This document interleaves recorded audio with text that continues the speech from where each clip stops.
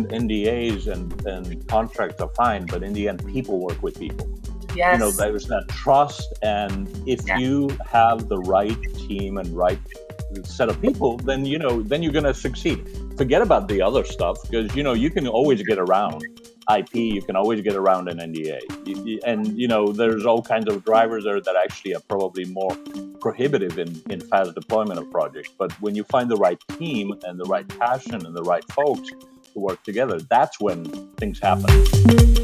Hey guys, it's Mandi with Global Hemp Association. I wanted to say thank you so much for joining. I'm excited about the opportunity to build a relationship and connect this supply chain. I mean, after all, that's why we started the association. Our association was built on the foundation of connecting supply chain, building relationships, and helping you grow your business. Anyone from farmers, manufacturers, and distributors, people that are passionate about the supply chain, and those creating products selling into biofuels, plastics, textiles, construction, and building materials.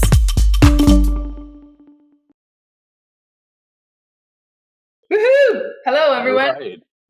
Okay, so while everybody's logging on, I'm going to just give a quick intro about what Global Hemp Association's up to. I'm really, really excited to have our guest on today.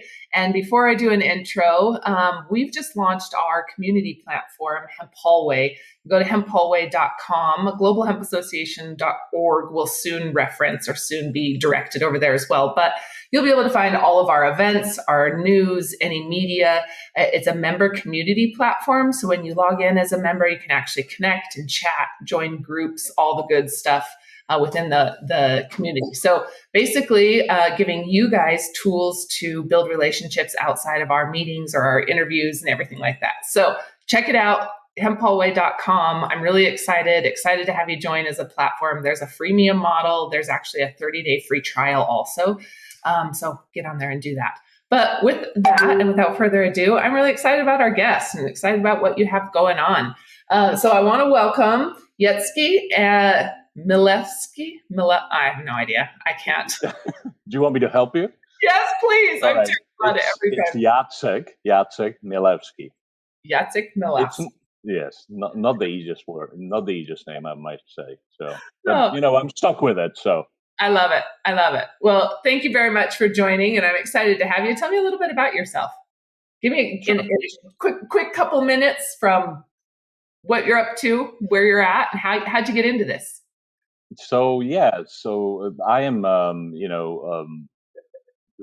an engineer, originally a chemical engineer from a long time ago now, as you can tell, and I kind of stayed in my profession at the beginning, and I still am in that profession, although with a completely different twist.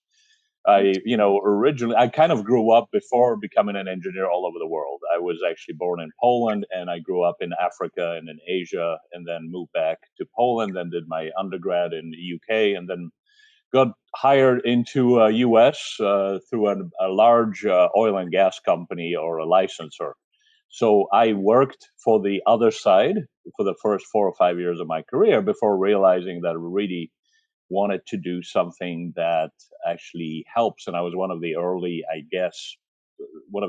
folks that were realizing that we have a problem on our hands.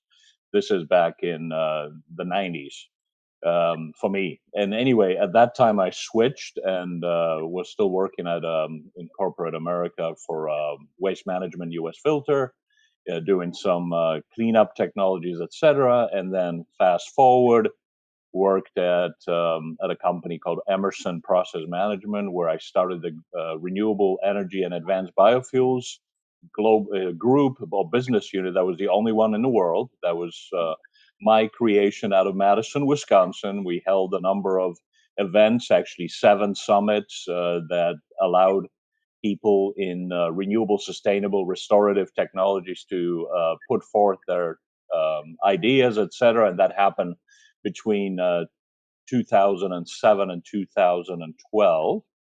And then fast forward again, I started my own company, and I own several companies. The primary one is called BioMass Solution, and we were able to actually come up with an idea, develop, build the lowest carbon intensity ethanol plant in Grand Forks, North Dakota, called Red River Biorefinery, that given the timing, we actually managed to time to make our first ethanol on the day that US declared its pandemic. So the timing was impeccable in March of 2020.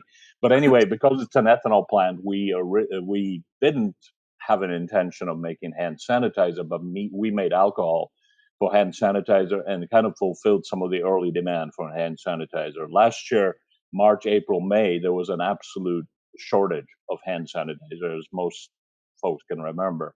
So we were trying to help as much as possible to deal with that. But anyway, that plant is now operating. It's running well. It's going to be making ethanol really for fuel consumption in California under the low carbon fuel standard. And since that time, I kind of rekindled my old interest or all the interest that I've had for about 15 years now in biochar, and started working on biochar, and I'm pretty much focused on carbon sequestration, biochar, and applications, etc. So hopefully this gives you a little bit of an idea of my journey here.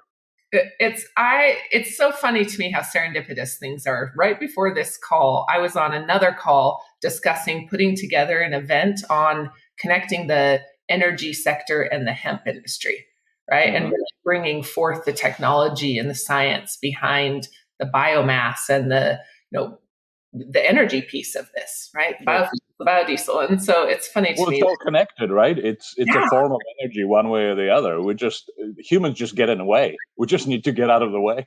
So tell me how hemp plays a role in this. Tell me about the biomass and what is this? I actually had somebody ask me the other day, like, what is biomass? Well, yeah. So biomass, the way I would see it, is a material that's of biological origin that doesn't take 250 million years to come to fruition, like oil and gas and coal, right? Yeah. So it's something that's 1 year cycle or a 3 year cycle, 5 year, or in the case of fallen trees, it might be 30 or 40 year cycle. Or it could be crops, or it could be, algae, it could be seaweed, anything that has biological construct to it. That's what I would call, biomass. Yeah. And to address your first question about hemp, funnily enough, I've been thinking about hemp for quite a while because it has such a potential on many levels, not just in this country, but worldwide. And it happens to be a very fast growing crop, a biomass. And, its primary products do not really consume vast majority of its mass. So there's a leftover portion that could then be utilized in production of biochar, for example, and then help out with carbon sequestration, help out with soil carbon rebuilding, etc. Now, other feedstocks that are similar to biomass, that are 1 year feedstocks or very short, rapid renewable feedstocks, include things like bamboo. And we happen to have a project that's right now live in the Caribbean that utilizes fallen and debris and nuisance bamboo to convert it to biochar and then utilize that biochar to strengthen the soil and the ecosystem. And we help to replicate that. So that's kind of how hemp, bamboo, and other fast renewable, fast renewing feedstocks have become an interest of mine. And I think it's an exciting time to be in this space right now. Oh man, well, and I think that, as sad as the pandemic was, it really opened our eyes. It created a lot of awareness around the need for regenerative agriculture and better practices and bringing manufacturing back to our, back within our own, even counties or town, let alone our borders. So it's pretty exciting. So biochar comes up a lot, right? And I see a lot of articles and I see a lot of controversy around biochar. Can you kind of talk to me or explain, like, what is biochar and why is it good? And what's, give me some of the basics, some of the frequently asked questions that you get. Well, I think biochar, the way I see it and I look at it, and this is coming in from myself being an engineer or scientist by profession, is it is really a platform technology or a platform product, I should say. It's when people say biochar, it's like saying, hey, tell me a little bit more about gas. You can have, natural gas, biogas, you can have syngas, you can have landfill gas, you can have different composition gas, etc. It's a little bit like that with biochar. Depending on what input or what feedstock is used to make it and how it's made, makes a whole lot of difference of in the final product that you're going to get out of the biochar. So some people that I have had long term collaboration with, they would say, don't call anything biochar unless you've got several hours residence time in a reactor to when you heat it and without any oxygen. And don't talk to me unless it's 800 or 900 degrees centigrade. That's not even anything else is not biochar. Well, some others would say no, it's lower temperature, lower residence time, and I think both sides are right. It just has to be qualified of what the final use is, and how the what the industry, and when you go through an actual assessment of a biochar, what the industry would then classify life cycle analysis LCA as for that particular biochar. That includes how it's converted, how much energy inputs or no inputs you need to make it, or where do you get your feedstock from? How is that handled? Are you trucking that feedstock 500 miles, or is it right there? All of those things would have an effect on the classification of that biochar, and also the process would have an effect on the actual quality of the biochar, the physical quality of the biochar. And then there is a whole other thing about how to apply that biochar in the market, right? So I have at least 50 applications that I'm not going to name them right now, but there's at least 50 intermediate applications that are great for biochar or activated carbon made out of biochar as a basis. And then the final application would be, laying that and sequestering that, whether it be in soil or building material or other means of actually keeping that carbon for long term until we get our act together as humanity and not kill ourselves. Right. That's the aim. Right. Right. That's, when you said, we were talking earlier, the raw fact of where we are in our global warming has been brought to the surface through hemp for me. I mean, the awareness and the amount of education and knowledge, it's not like people are just shooting from the hip. I mean, there's a lot of truth behind where we're at and what's the urgency. So you had said just a second ago that you don't want to mention these 50. Can you give me some ideas of, outside of soil application, concrete? I've heard it used in concrete. What are some applications that biochar is used for? So we're in the crossroads of agriculture and energy, for example, which is where I operate mostly. You can use biochar to enhance animal feed. In effect, like a production of dairy, and we're not going to go away from consuming dairy very soon. People like their milk, cheese. I'm from Wisconsin now, so when I say something against cheese, it's like saying something against Green Bay Packers. Not a good thing. So, Yes. but you can use biochar in a very small doses to improve digestibility in ruminants. So that's one application, and then also that affects what kind of manure these animals produce, and production of that manure or generation of that manure doesn't stop. It's 365, 24/7.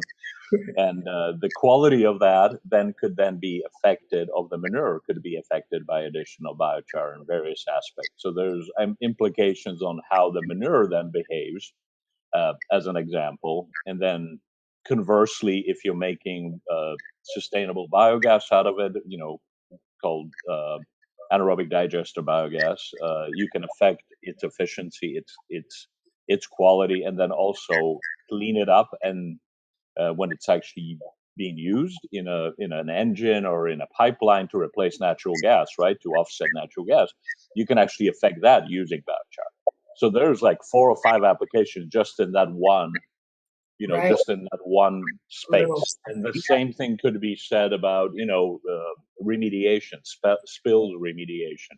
You can do things around wastewater treatment, water treatment. You can do things on around odor management. Odor is a big deal in a lot of places, especially where you have a rural and agricultural crossroads, etc. Odor, not just the airborne odor, but in a product, in a final product, what you would actually see that could be affected positively by biochar. So I just, giving you like 7 or 8 of these right Right. now, and then there's many, many more. Yeah. And Well, if anybody listening to this is interested in discussing more, I'd love to, because I'm an information junkie, so I read every night. I watch some Netflix, and then I read technical articles and application articles. That's what I do. So this seems love to to be what we do. a theme. Like Yeah, that phrase on my call seems to be a common theme. Is everybody says, I'm a nerd. I read research documents. I yeah, spend exactly. research documents. Well, and it's funny, the more I've gotten into this, that's what I'm after is, who is my plug to have that data so that we can collaborate and learn and share info. So I love it. It's great. I know Jeff would be very interested. I know we've spoken to Jeff before, but very cool project in the Caribbean. Invasive species to biochar makes so much sense. Yeah, yeah. And speaking of the Caribbean, we were just in that neck of the woods very recently, as you can tell from my beautiful tan that I have, if you can see. But there is another really I think an opportunity in the Caribbean, and that's seaweed. That's the seaweed that gets washed up in a big part of the island, especially the ones that are facing the Atlantic. And there are, by some counts, for example, in DR, Dominican Republic, in Punta Cana, every day during the season, they collect about 700 tons of seaweed. And right now, that seaweed, nobody can really define what's done with it, but a lot of it is just amassed, and then it ferments, and then it starts emitting, uh, you know, Yes. greenhouse gases, etc. What? Why don't we just go and try to put in a structure to collect that seaweed and dry it and make some biochar out of it and capture that the carbon long term Yeah. and solve the nuisance. And that nuisance is of gigantic proportions, really. I mean, that's just one area in the Dominican Republic. You multiply that, and there's an issue, and it affects their local income, tourism. When you see yards and yards of seaweed floating around, you can go and swim, or you can, but it makes it a more interesting vacation, I guess. But in general, that's another application you can come up with. And it seems like the more I've been at this for a long time, and the longer I study, the longer I get into these subjects, the more I realize how little I know. Oh, Because every day I'm discovering something and going like, wow, that didn't really, maybe I thought about it, but maybe I didn't. Now I actually see it, right? And then you dig into that, and then you say different types of seaweed, different types of algae, you know, that you could do things with algae. In my past, one of my colleagues, one of my friends, has done hydrothermal liquefaction from algae in the Bay of Mobile. Where they made clean diesel out of algae, marine algae. So the subject is so huge, it's almost overwhelming. But I love about that's what I love about it, right? It can just go in so many directions. okay. So, going back to this meeting that I had this morning about these events and how bringing all this together, and it isn't just one subject, it really is. Mm-hmm. It touches, especially anything biomass, right? Anything agriculture to fuel, or agriculture to the energy space, or agriculture to anything. I mean, it hits. There's so many pieces in between. So I would love to pick your brain. I'd love to have you involved and support this upcoming event or upcoming meeting. I don't know when we're going to host it, but we're just in the discussion of starting, and so I'm excited about it. So Yeah. So just to finish off on that subject, I don't know if you're aware of, if any of the audience is aware, but the United States Department of Agriculture has put out this study, and I think it's a second or third revision of the study, called the billion ton report, biomass report, right? And it talks about just in lower 48, in the United States, that there's, maybe several years ago, there was over 1 billion tons of nuisance and underutilized biomass that is really not being right now used, and it's actually creating in some cases good, but in a lot of cases actually generating the problem that we're trying to solve now with global warming, climate change, whatever you call it, accelerating every year. That billion ton is probably now grown significantly higher. And there is so much opportunity, and sometimes the red tape that we've been working within up until now is preventing quick deployment of technologies or trying things out, especially in the United States, because it's we're such a litigious. I don't know. We sue each other so much that everybody's afraid, right? So, and I'm by no means am I a proponent of what's going on in China, but they are able to do things in energy so much faster because they dictate, right? So that's the wrong system in my mind, but maybe we can find a halfway point where you can actually get rapid deployment. It's kind of like, call to go to the moon, right?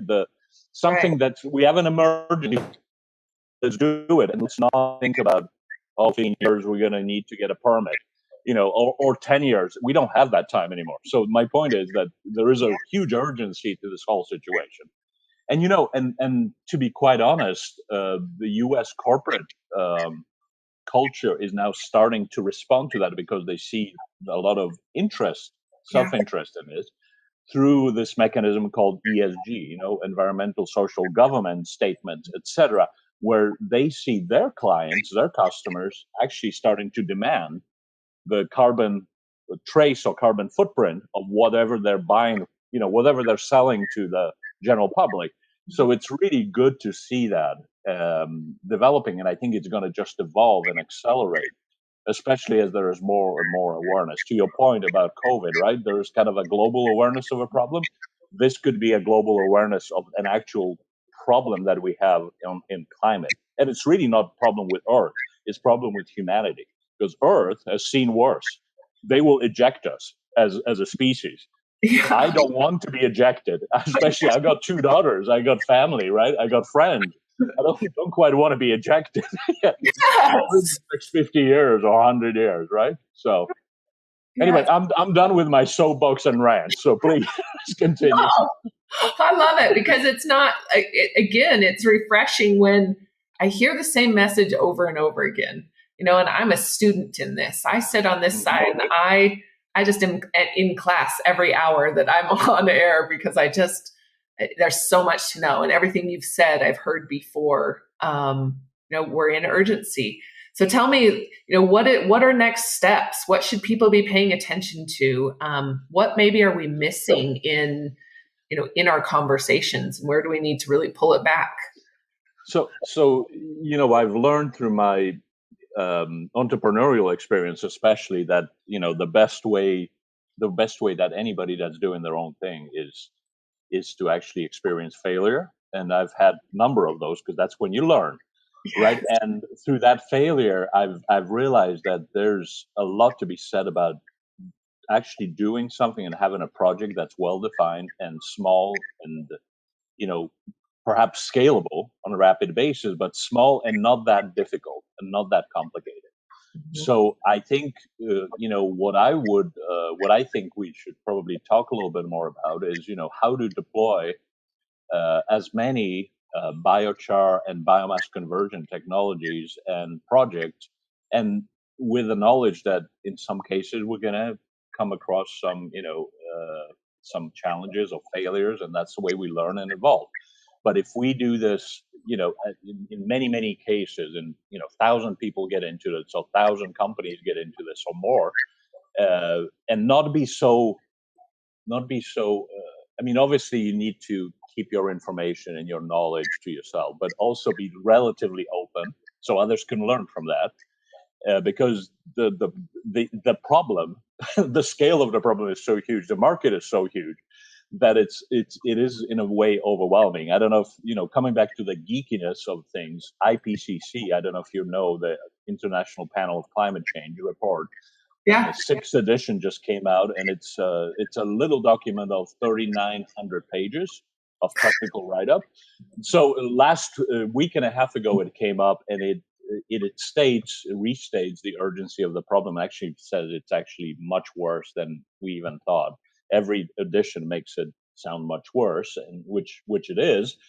But in that report, the amount of sequestration that worldwide we need to be doing is about 10 gigatons of carbon dioxide. We as humanity emit about 40 gigatons, so that's 40 billion tons of CO2. 10 of that can be sequestered through a land and biomass conversion. Right now, I don't know the exact number on biochar, but I would think we're about 0.01%. So we have not even begun this whole process. I mean, the opportunity is so huge. So to my point of how to deploy this and not be so, so close, so close with the information or technology. I think we need to be a little bit more open, like an open, open format, open protocol, or whatever about it, and let everybody learn from one another. And try to move forward. Now, one word of caution, because I've been in biofuels and bioproducts for a long time now, there'll be a lot of people that will come in here with maybe not the full, the best intention, just to make, just to beat the system or whatever. And we just got to watch out for those folks, because we've seen them, with biofuels where it comes to renewable ID numbers, low carbon fuel standards, etc. And in a way, that really stems the progress of the industry, because people become cautious because they think there's a lot of crooks out there, right? I use that word, based on experience. So we just want to make sure that doesn't actually happen, and there's a full passion for the solution and technical knowledge that follow the passion, because I think if you go to those two and you got the right intention, things will happen for you. So hopefully that answers it. Yeah. Well, and I feel like it's kind of why we got in, why I did this. It's not kind of, it's exactly why I started this, is a way to open source and share more information and breed communication and collaboration, because it's what we need in order to move this industry forward.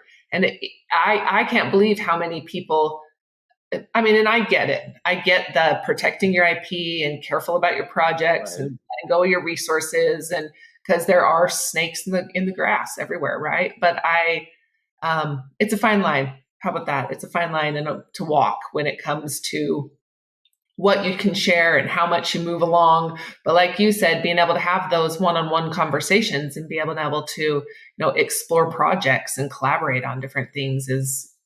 Yeah, because in the end, in US and dealing with that project in North Dakota and other projects, I must have probably 300 NDAs signed.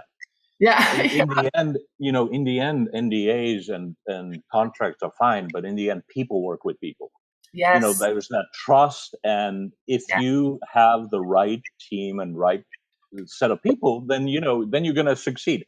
Forget about the other stuff, because you can always get around IP, you can always get around an NDA, and there's all kinds of drivers there that actually are probably more prohibitive in fast deployment of projects. But when you find the right team and the right passion and the right folks to work together, that's when things happen. So that's at least been my experience. Plus, it's more fun, to do that.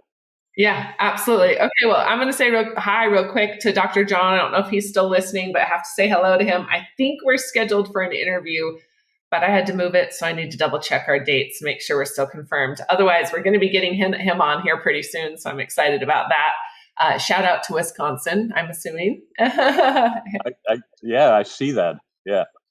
And then Jeff, love it. He collects seaweed every day after a storm where he's at in Florida. So that's pretty cool. And then question here, how can the hemp industry combine forces with the oil and gas industry? You just kind of talked about the collaboration. What do they need to hear? What does that industry and or the hemp industry specifically need to hear to really bridge that gap? Well, I think the oil and gas industry, since it's been so, in such a dominant position and so embedded in our energy mix, Hmm. is going to take, they develop, I think, structures that are very difficult to change rapidly, right? And it's going to take them time to transfer over to more sustainable renewable practices. They, they have the money, they have the infrastructure.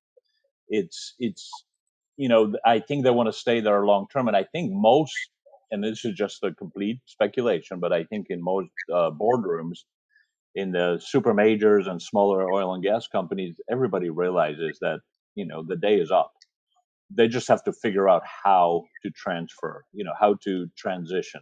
And I think the hemp industry can maybe offer, to begin with, some strong carbon credits to extend a little bit of time that they are allowed to make that transition, and maybe in exchange for those carbon credits, perhaps um, explore any inputs that the hemp plant itself can provide in terms of other products that could be processed through the oil industry. Now the challenge with that is, and this is very true of the US ethanol industry, which is the biggest in the world, it's still regarded as a tiny, tiny industry by the oil and gas industry. When you look at hemp, you're talking about 2 or 3 orders of magnitude less than that. So the challenge is to get the attention and have the ability to provide any kind of product or feedstock that will be of any interest to that industry. But I think a good way to start that's right here, right now, is carbon credits. And in fact, that market is traded live, right now as we speak. Yeah. So So I don't have a magic bullet here, but I think that would be probably not a bad way to start. okay, I like it. Talk to me about carbon credits. And hi, Dr. John. I'm glad that you're on. Hello. I'm glad to see you. He said you nailed it. Hit the nail on the head with that statement. So good work. Thank you. He agrees. He also That's says, my nail for the day. I'm done. mic drop. The oil industry is set up for extraction. They just need to get with the program. Yeah, yeah. I think you would have to be very sheltered not to realize that. And the oil and gas industry employs a lot of chemical engineers, very analytical folks, and chemical engineering is a pretty tough degree to have. So you can solve problems, and if I hear that they don't realize there is a problem, I don't buy any of it because I know who works there. They're very smart people working there, right? So but anyway, that's another long term subject. But you asked about carbon credits, right? So Yeah. there are a number of carbon credit exchanges that are in existence right now. There's biochar and biomass created or sequestered carbon market specific to that industry in existence out of Europe primarily. But it really doesn't matter where the carbon market is located because it deals with CO2, and CO2 doesn't know things like travel, passports, or borders, right? It doesn't care. Balls. So we created those borders. We created those, those divisions. The Earth atmosphere doesn't know those divisions. So there are some really strong, strong demands on that particular market. But having said that, on the biochar side, there isn't that many producers that could produce for that particular market yet. There are other markets that would deal with, carbon sequestration just through soil management and better soil, being a better steward of your soil. And there are some corporate entities that are offering farmers certain credits for different practices or the different type of crop planting and rotation, etc. So that's a separate set of markets. Then there are direct capture markets. So there's direct CO2 capture from air or direct air capture. There are emitters of CO2, for example, ethanol plants or other industrial plants that are talking about injection of CO2 in underground, which is a good way to sequestering. It doesn't really help the soil very much, but it's a good way to sequestering. There's another whole credit, and I would say tax credit more so, dedicated to that, as well as what's called EOR, enhanced oil recovery. I do not agree with that because that encourages more oil production, but it is a middle step for oil and gas industry to perhaps do that. Inject CO2 and push out the oil. That oil is still going to make in the form of crude. Final use on natural gas some CO2, but at least you're capturing and offsetting some of that CO2 by displacing it underground. Right. There's also, when it comes to the final product on biofuels and biogas, etc., markets such as the Californian market, which is the biggest one in the United States, probably worldwide, called the low carbon fuel market, a CARB Californian market. Actually, I'm part of the kind of a group and a committee that's working really hard to introduce a Midwestern low carbon market called Future Fuels Act in Minnesota and Iowa, and then extended throughout Midwest. And there are some other markets already in existence in Oregon, Washington, as well as in Canada and British Columbia. Quebec has a parity with California on the airborne CO2 market. So this whole subject is very, very deep, and there's a lot of detail around this subject.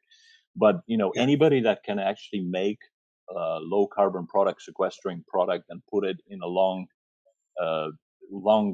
term space, like under soil or storage, can find the appropriate market to get actually compensated for that. There are really a lot of interested parties wanting to buy that kind of a practice and pay long term for that kind of a practice. So, like hemp blocks that are sequestering carbon and locking carbon Yeah, up long as long periods, as right?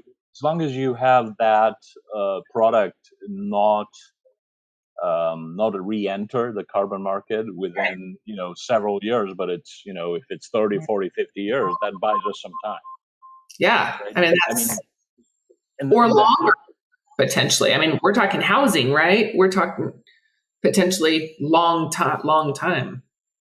yeah, and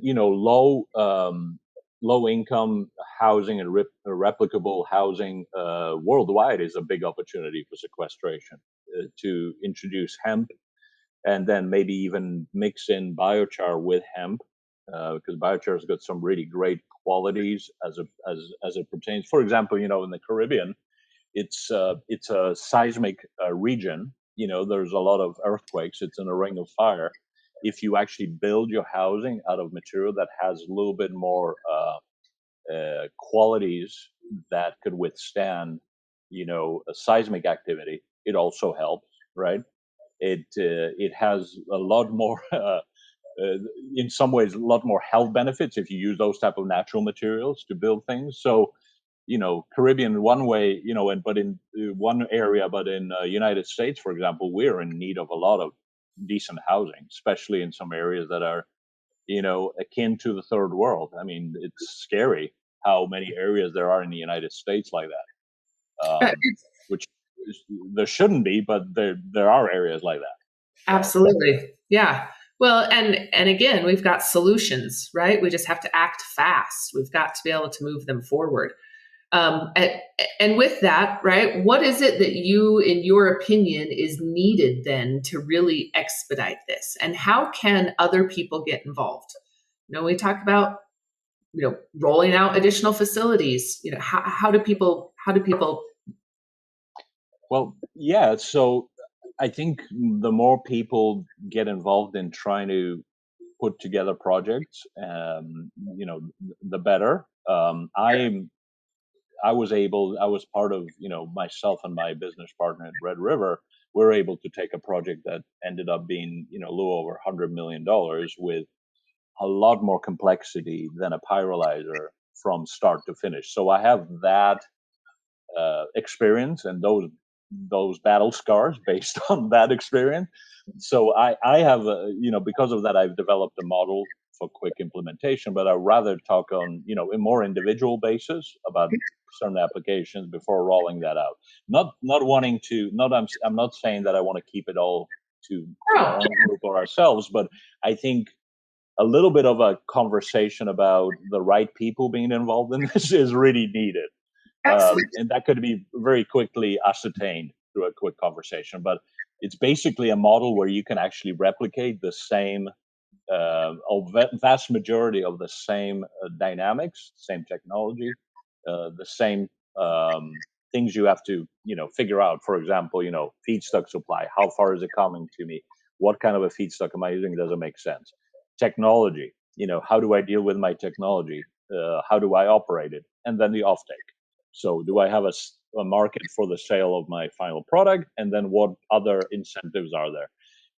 Those, I'm very much oversimplified it, but we have a formula how to put all this together and rapidly deploy it in a lot of different places. And be very happy to talk to anybody interested in this, because I think just the market and the opportunity is so gigantic that we need to all kind of join forces. And we're not, it's going to take us probably a good 5 to 10 years to make it even a significant dent in this. So it's a really big opportunity. So that's what I would say. Just doing it, things and making mistakes and learning from those mistakes and redoing it without those mistakes is probably the best way to go. Because if somebody tells you, "Hey, I've got a formula and it's going to work right out of the box and there's going to be no problems," well, I would run the other way, because such a thing doesn't exist. Even these guys that designed the iPhone, right? How do they design it in the first 5 or 6 revisions of their product? Was releasing it and then waiting for the market to tell them what they did wrong, right? So even a company that's worth over probably $800 billion that I've checked last has the same mode of operation. So we're much smaller than that. So that's what I would say. I just want to come into this from a kind of a reality perspective, more so than a la la land type of a perspective. Well, let me tell you, no investor wants to come in and say, "Listen, I'm going to make a whole bunch of mistakes and then we're going to get it right." Or no one wants to hear that. No, it's not what I'm saying, though. I know. I'm just giving you a hard time. It's that we have a formula to actually execute our project based on this particular feedstock and this type of circumstance. Now, if you want to do other things post pyrolysis and use other things, then there are technologies, but let's just be real that there's going to be a learning curve, right? Exactly. It's not what I'm saying to an investor that, you have to be real, though. You have to be very realistic about how you approach things. Otherwise, you're kidding yourself, right? New industry and new verticals and new applications, and it's this. I think that's when I laugh at the investor side, that's kind of where I go back. Is like we're recreating opportunities in industries with products that haven't really been in the market or haven't been available or accessible to us. And so I think that, that's that part where, how do we bridge that gap even on the financial side as we roll this forward? So I think partnering and working with or collaborating, I don't know if you do JVs or if it's a franchise or licensing model. I don't know what your model looks like, but any of those that are available in the industry, I think are better value adds than doing it yourself, Well, a model I would say our model is probably closer to a franchising model, because then it serves up the way to do things a little bit easier in a replicable manner. And our aim would be to deploy a number of locations, and then if there's a need for some other product, you do that in parallel, right? As you're providing a return or a benefit to the franchise, to the franchise partner or whatever. So that's I think a decent and a flexible model. But we're open, because nobody really in the biochar space has been at it for a very long time. Even some of the companies that have been around for 5 or 6 years now are regarded as veterans of this industry. Although, who was the gentleman that was on a few sessions ago? I can't remember. Can't recall the name off the top of my head, but he said he spent $20 million of his own money and spent many years doing it. So he would be a super veteran in this. Yes. So James. So anyway, so we're very new, we're very fresh, and I think collectively we can decrease the number of missteps we do. Yeah. So Yeah, I think that's the big value in collaborating, right? And coming together is not just like you said, the market is so big and we've just barely started to skim the surface of it. So there's plenty of opportunity and being able to work with people so that you're saying, what worked for you? What did you try? When did you hire? When did you outsource? What transportation company did you use? What Yeah. contract? Any of that, right? Is how do we service those that are doing and keep those that are doing it right going and in business and yeah, And support. having the ability to speak the right language pertaining to those contracts or whatever, because if you try to develop those contracts from ground up, it's going to take you a long time. And what to look out for in those contracts, more importantly, and what to do and what to avoid, etc.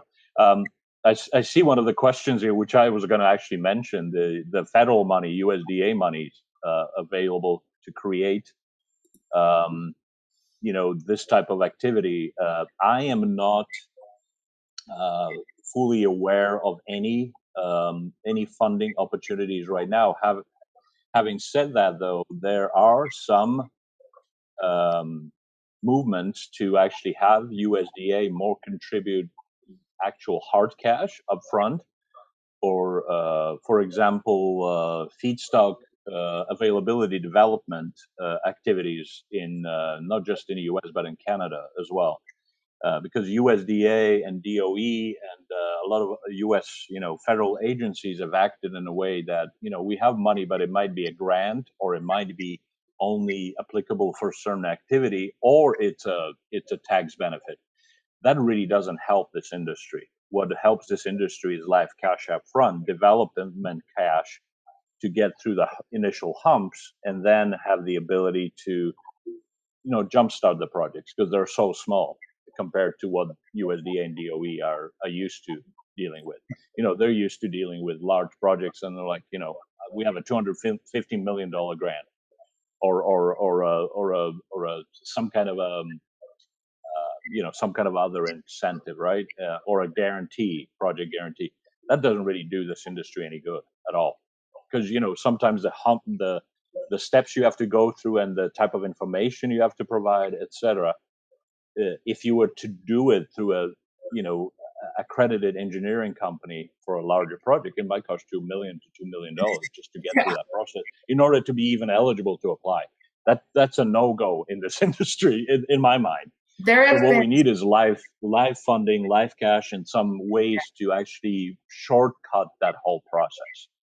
there have been so many people that have said we're raising $1 million so we can see if our project's going to work. I'm like, wait, what?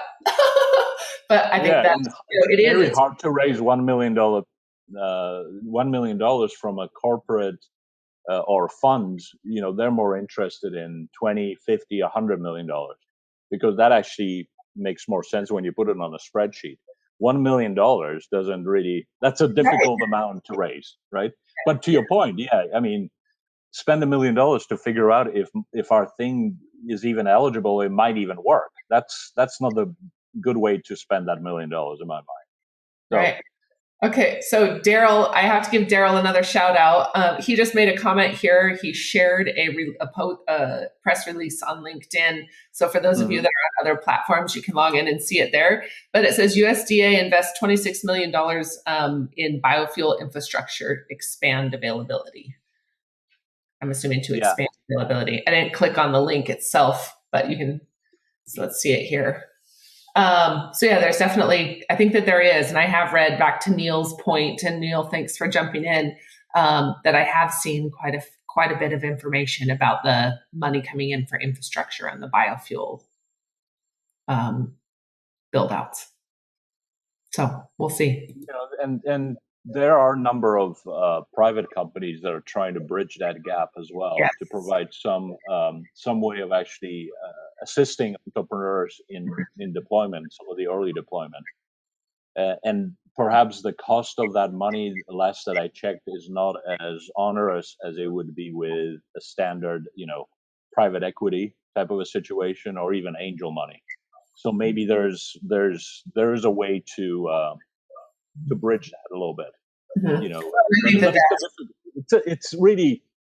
it's a difficult thing to do because the folks that are actually deploying that money, they have to also have the degree of understanding of what they're investing in. And in the past, it's been normal practice to give it to a accredited engineering company or an EPC company, engineering procurement construction company, to go through that whole process. But those guys, they rightfully so don't work for free. They need to get paid for their services.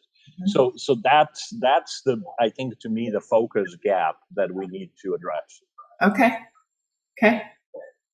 Yeah. Well, that's the message that why we're having these conversations is now how do we bring this to those different entities and have that discussion. And so yeah, I'd love to further the conversation. Neil, Daryl, thanks for jumping in. Jeff, always great to have you guys. Thank you. So what do you see as far as favorite, or I guess am always curious, as you've been in this for a little while, what were some aha moments or shocking experiences that you had with biochar, and you're like, whoa, that was a way bigger impact than I thought it would be, or that did not turn out the way that I expected? I'm just kind of curious, what were really some that surprised you? Well, I think just the flexibility of that final product, especially depending on the feedstock. For example, in our project in the Caribbean, we found that we have a very good characteristic of what's called macro to micropores within that particular biochar as you start off with. So when you actually pyrolyze it, you retain some of those characteristics. And the actual ability for that product, when it's finally applied in the soil, to hold, to have a better nutrient retention and to have a really a better water balance impact, was surprisingly better than I thought in the past, because I've seen a lot of characteristics of biochar made out of different materials, woody biomass, various grasses, even DDGs or distillers grains from ethanol industry, etc.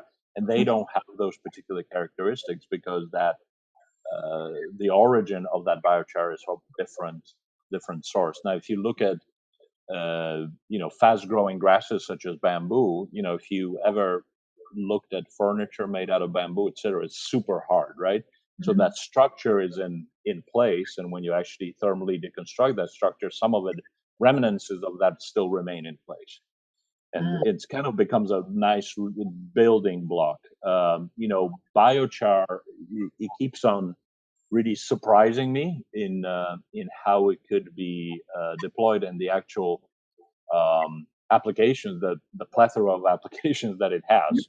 So that's the other big thing, that one thing leads to another. When you dig into a particular application, you can say, well, can we also do it here? Can we also apply it here? And in it's not a yes answer in every case, but there's a maybe answer in a lot of cases. So that's been somewhat surprising to me, that it's such a broad platform product. It's like, if you look at crude oil, right, and how many things around us are made out of crude oil.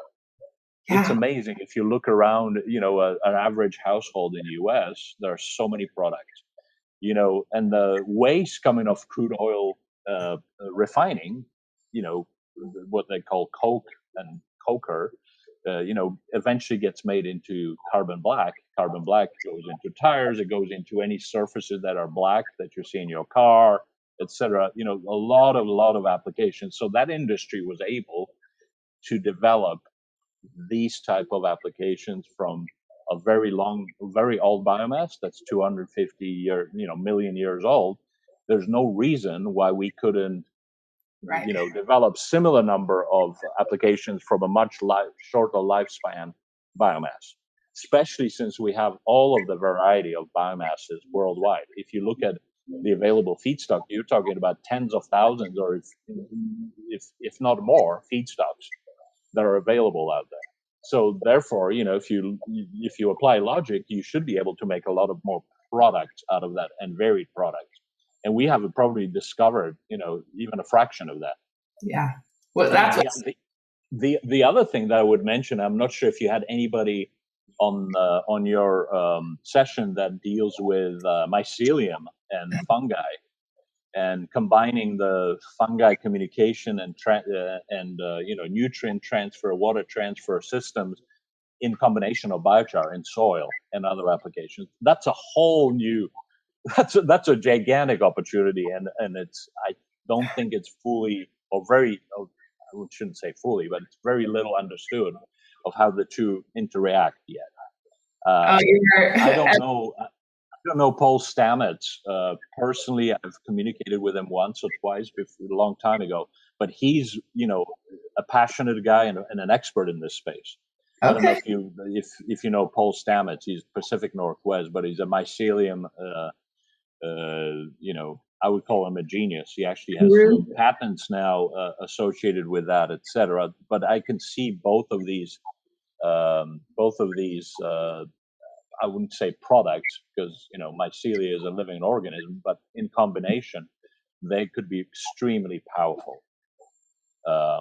So I think that he has actually on Netflix. He has this thing called Incredible Fungi. Something. It's a beautiful documentary. Just came out recently. Within the last year. So love it. Well, that's the other thing that was a discovery for me, with combining this with another whole world of mycelia. As you're speaking, there are so many people that are popping into my head, like Jeff and Tyler. They're both people that are involved in our association and geek out over the fungi and mycelium and the root structures and what's happening underground and the biochar. So it's pretty exciting. I love hearing about it, and I know that their light bulbs are like, "Hey, pick me! I know this topic." So yeah. But in some respects, and this is getting off the subject a little bit, but if you go far enough back in our history of this earth, there's some evidence that actually we might have, or all the living organisms might have actually originated from some early mycelia, and fungi activity that was eating rock and then generating some early soils. So it's a fascinating subject. But anyway, here and now, that there's I think a very large opportunity in combining biochar, hemp, and mycelia in a lot of different ways, and I'm excited about the opportunities and how many things could be applied to, and how many things could be made out of that. You must. It looks like Jeff was mentioning the TED Talk, how mushrooms can save the world. Yeah, there's another Netflix documentary that's actually a really great documentary. I would recommend it to anybody to watch it. So okay, awesome, I love it. Daryl also said that there's so much research available about a wide variety of biochar feedstocks. Some are really brilliant, using only waste materials already in the environment. Awesome. I think so, and I think the more waste, the way we classify waste, worldwide, the more wasteful it is, or the more nuisance it is, the more of a demand, especially early demand, there is going to be for carbon credits associated with that, because it's solving the worst problem, right? If somebody comes out and says, "Hey, I want to grow 100,000 acres of biomass and I want to chop it down and then make something out of it," it's not going to be looked upon as favorably. It's still going to be probably a plus, but it's not going to have the negative carbon footprint that we're all looking for, with nuisance and waste and other materials that are out there are actually making more problem than solving anything. So yeah, I totally agree with that. I have very much enjoyed this conversation. Thank you very much. Likewise, yes.